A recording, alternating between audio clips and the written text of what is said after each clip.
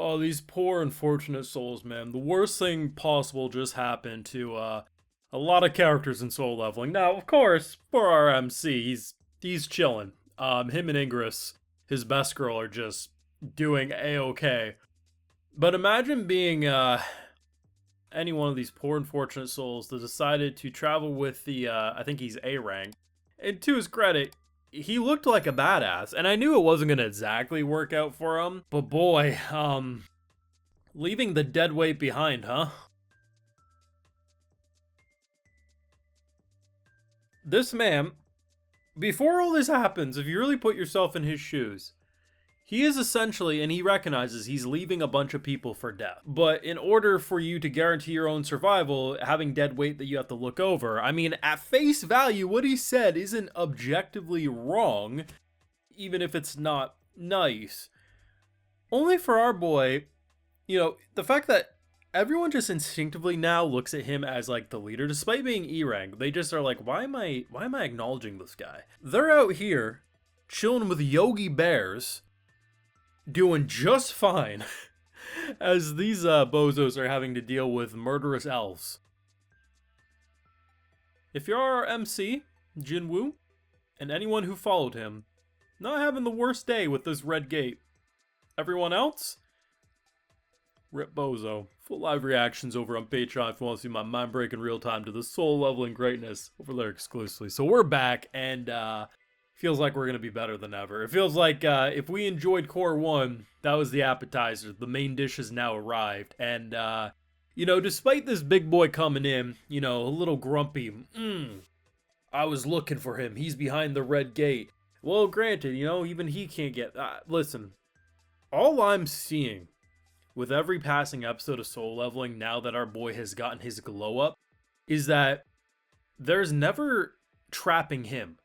He will always trap you. You think he's trapped with you? No. You're trapped with him. Like, he started this freaking exchange with punching giant polar bears. No weapons, just punching polar bears. And just see him casually use his newfound army. The Shadow Army was cool as shit, man. And as he says, it's pretty great. Like, they're immortal, they just can continue to revive, they're endless as long as I have the mana. Oh shit, don't got any mana? Don't worry, my best girl Igris over here is gonna take care of business. And if you watched my videos when I covered Season 1, of course, I mentioned the fact that, he didn't toss away his weapon. Our boy would have died, 100%. And I like the fact that they kind of reconfirm that in this episode, where he's like, yeah, man, even as it stands, I may not actually be a match for this guy right now, but holy shit, with a weapon, he's Levi from Attack on Titan. At one point, he actually attacks as he circles around the giant polar bear boss. It's as if Igris had goddamn maneuver gear and was slicing and dicing. It was beautiful. And the insert song they used when Igris was fighting was so freaking good. I loved it. And on the topic of music, season's still young. A lot of things that could surprise me. But opening and ending of the season as it stands, if you ask me. Now, the opening song, I feel like a lot of people will say is underwhelming. But personally, for me, I love it. I love the dual vocals about the girl and the boy who were singing on this. It worked for me. And I love the fact that the song choice never overpowered the vocals. Where if you look at, say, the ending song, it's a little more intense. It feels like you could pull it right to a Tokyo Ghoul opening or ending, right? Just because of the singer, of course. Both are just fantastic. The visuals spot on. But I mean, if we're coming off of Season 1, we know they had good opening and ending, right? So we assume it was going to be good, but yeah, they absolutely delivered. And the best part, and this was the thing that, if you did watch my Season 1 videos, I constantly talked about how good it was at focusing on side characters and the world surrounding them. They didn't just always jump into the, here's a new gate, here's a new monster, here's this fight. No, it was like, hey, look at the first half of this episode. Pretty slow pace. It's just, our boy waking up. Oh shit, he overslept. He had to go to his sister's school. People swooning over him. She's like, hey, you need me to hook you up, bro? Well, there's lots of, he's like, almost karate chop in the head. You're just kind of getting a nice little refresher, but also showing that there's a lot of things going on in this world. And yeah, I mean, the Red Gate, despite it not necessarily being nice to anyone who didn't follow our boy, of course, yeah, it does prolong at least the person who's been, ready to seemingly snap our neck since last season. Firmly believe we'll be able to survive the encounter whenever it does pop up, but yeah, for the time being, it's probably okay. And I think one of the show's strong suits is its kind of, it's subtle comedy. It's not necessarily trying to be funny because, like, oh, Jinwoo's trying to tell a joke. No, it's just kind of like the, I'm slightly concerned that this might be too easy. We want her to be able to learn the dangers of going into gates.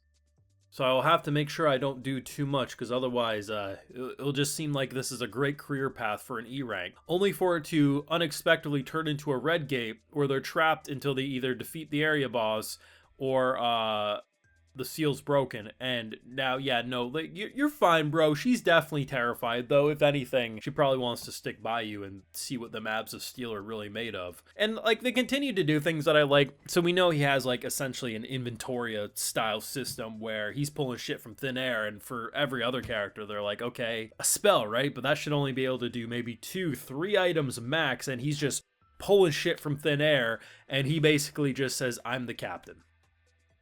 Don't ask questions. Everything's fine.